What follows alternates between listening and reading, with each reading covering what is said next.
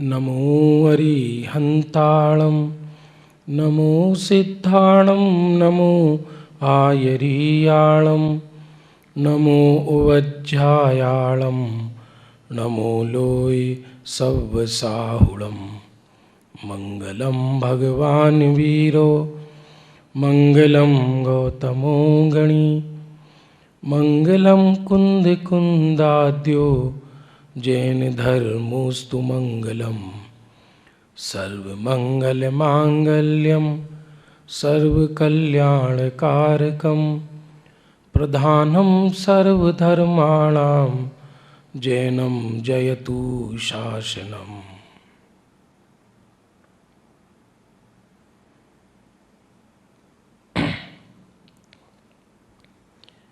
बंधुओं,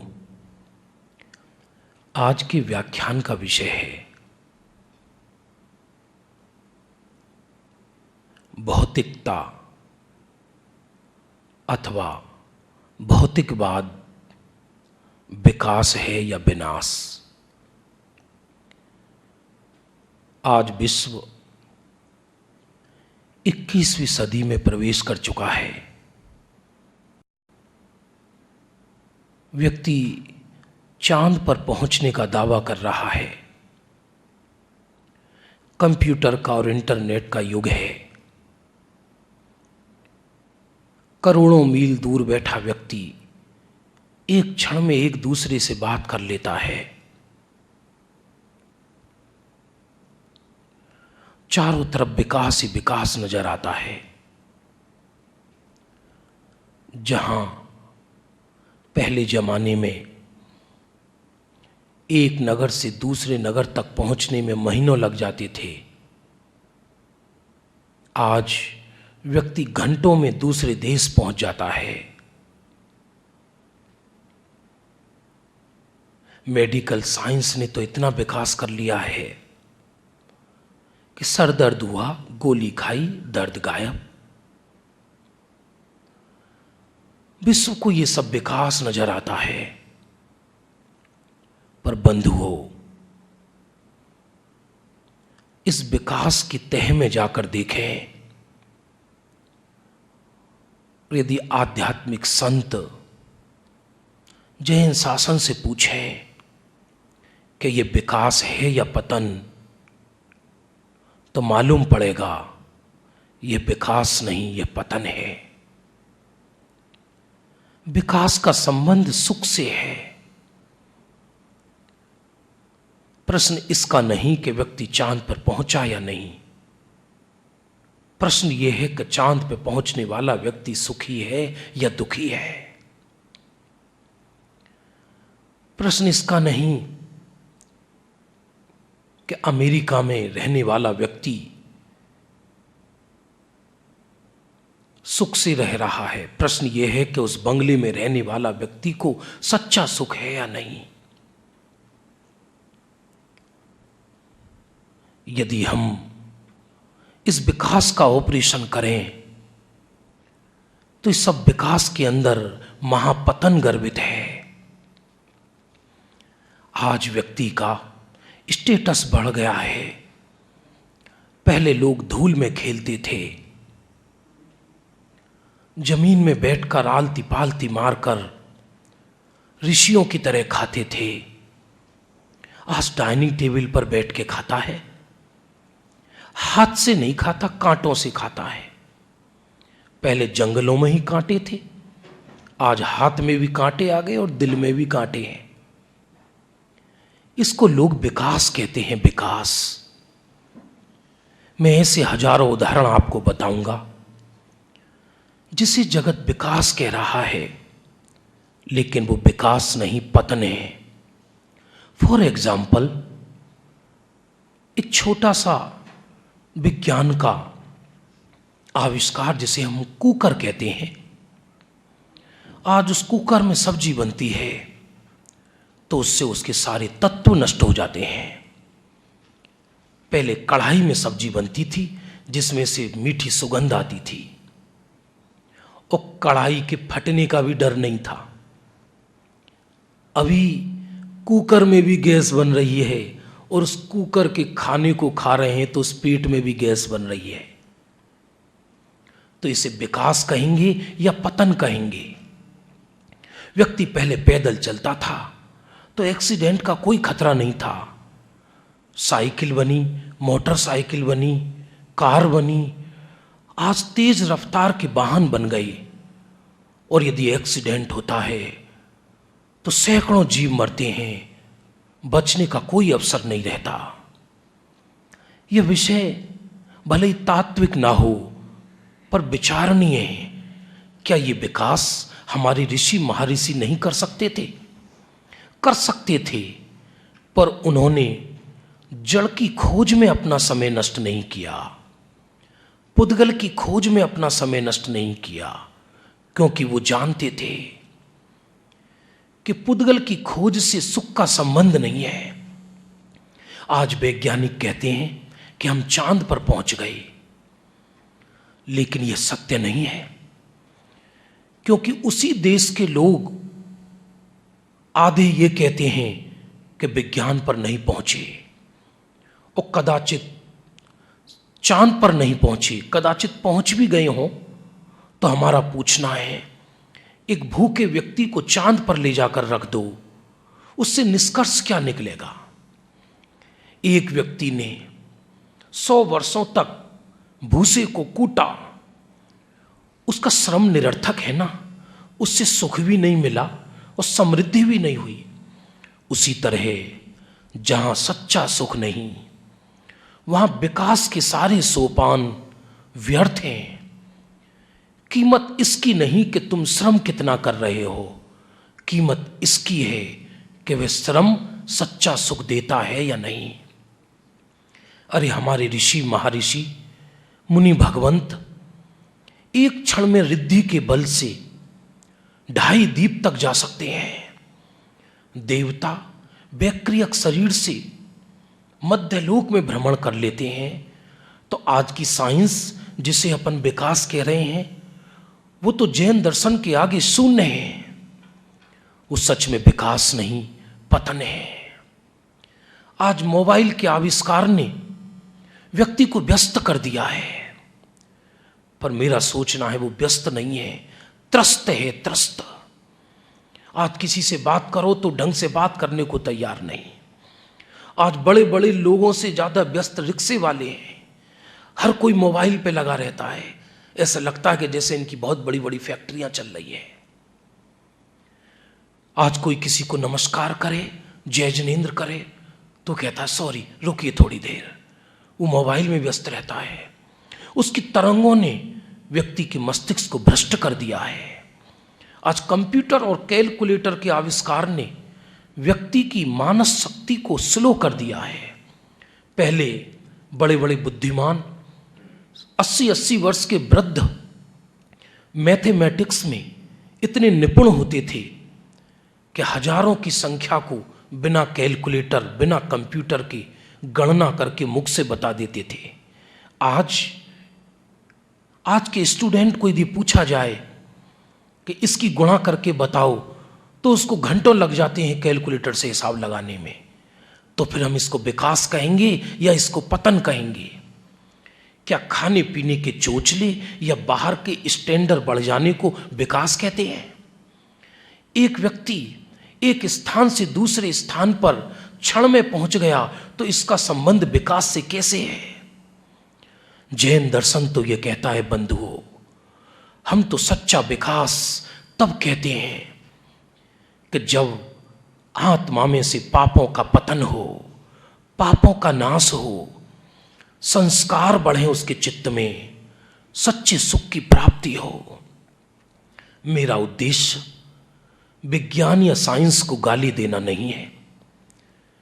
हम स्वयं माइक से बोल रहे हैं और विज्ञान के इसी आविष्कार से आप हमें सुन रहे हैं।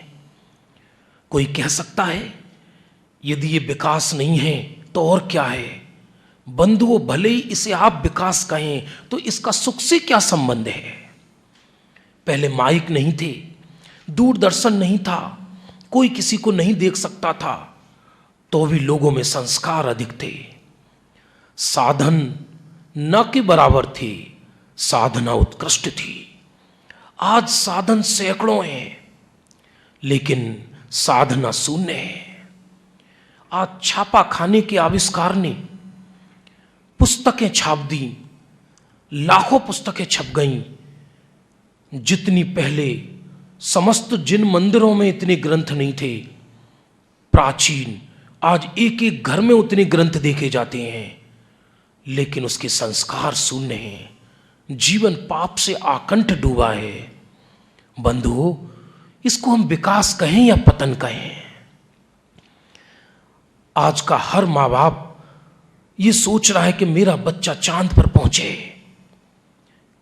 कई तो मंगल ग्रह पर फ्लैट खरीदने की तैयारी कर रहे हैं, लेकिन उनके बच्चों से ये आशा नहीं की जा सकती कि जब उनके माता पिता देह छोड़ेंगे तब उनको नमोकार मंत्र भी कानों में सुनाने वाला कोई नहीं मिलेगा। आज की जेनरेशन, आज के माता पिता ये सोच रहे हैं कि मेरा बच्चा पढ़ लिख कर विदेश जाए। हम उनसे पूछना चाहते हैं, आज तो वैसे ही संतान बहुत कम होती है, कुल मिलाकर एक बच्चा तुम्हारा है और वह भी अमेरिका आपने भेज दिया, तो पाप करके तो विवाह किया, पाप परिणाम से संतान उत्पन्न हुई, उसको भी विदेश भेज दिया। जब आपका देह छूटा तो आपकी अर्थी को, आपके सबको चिंगारी पड़ोसियों ने दी। वो बच्चा तुम्हारा दाह संस्कार भी नहीं कर सका। अरे सच्ची संतान तो उसे कहते हैं जो माता पिता की समाधि में निमित्त हो। बंधुओं, यह विचारणीय बिंदु है। यह विषय जानबूझकर हमने ऐसा लिया है क्योंकि विश्व जिसे विकास समझ रहा है, उस विकास के पीछे खोखलापन है। जैसे कैंसर से किसी की बॉडी अंदर से सड़ जाए और ऊपर से उसका श्रृंगार कर दिया जाए, देखने में वो खूबसूरत लगे। यह विकास भी ऐसा ही है कि बाहर में जिसका श्रृंगार किया गया है, पर अंदर से आत्मा सड़ रहा है, आत्मा बिलख रही है। आज वृद्धों के प्रति संवेदना लोगों की नष्ट हो गई है। इसे लोग विकास समझते हैं। यूके, यूएसए में बच्चा 16 वर्ष का होते ही अलग रहने लगता है। वृद्ध माता पिता उसको देखने को तरस जाते हैं। इसे हम विकास कहें या पतन कहें, विषय तो इतना गंभीर है। भाव तो हमारा ऐसा होता है कि इस विज्ञान और धर्म के ऊपर विश्व में सेमिनार लगाई जाए कि इस विज्ञान के आविष्कार से विकास हुआ है या पतन। मैं यह नहीं कह रहा कि इस विकास का नाश कर दिया जाए।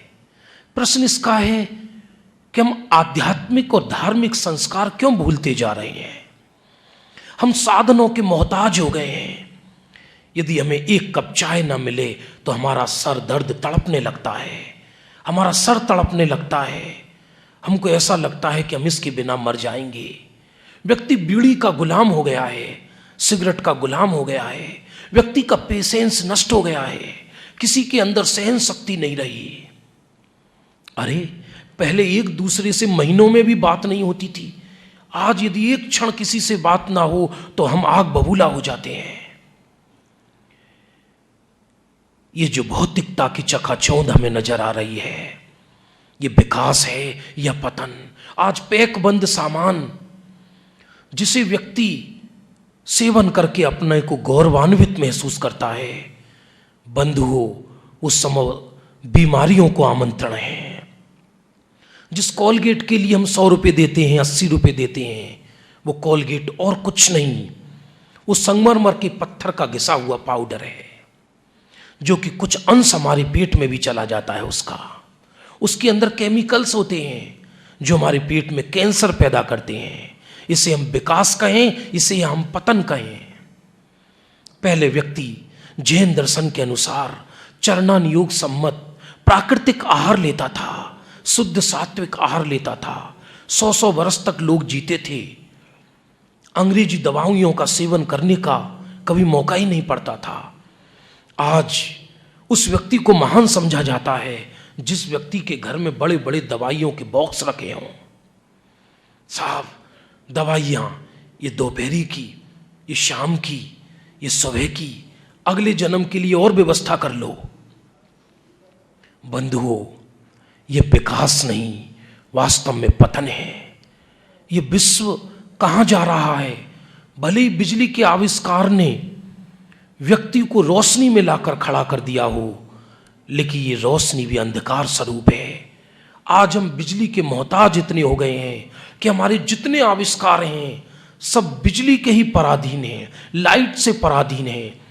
यदि 1 घंटे के लिए अथवा 24 घंटे के लिए पूरे विश्व से लाइट गायब हो जाए तो पूरा विश्व नपुंसक हो जाएगा। यदि महीनों तक लाइट ना रहे तो पूरे विश्व मृत्यु के प्रसंग में प्रवेश कर सकता है।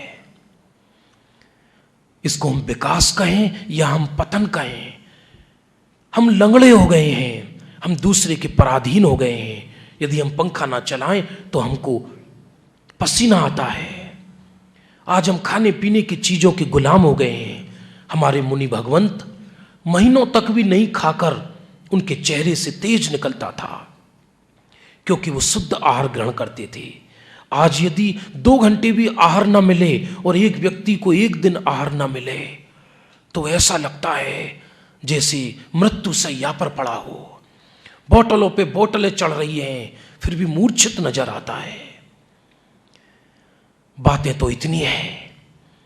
व्यक्ति आज के इन साधनों से इतना क्रोधित रहता है कि उसका ब्लड प्रेशर हाई रहता है, निरंतर गुस्से की आग में जलता है, मान के शिखर पर झूमता है।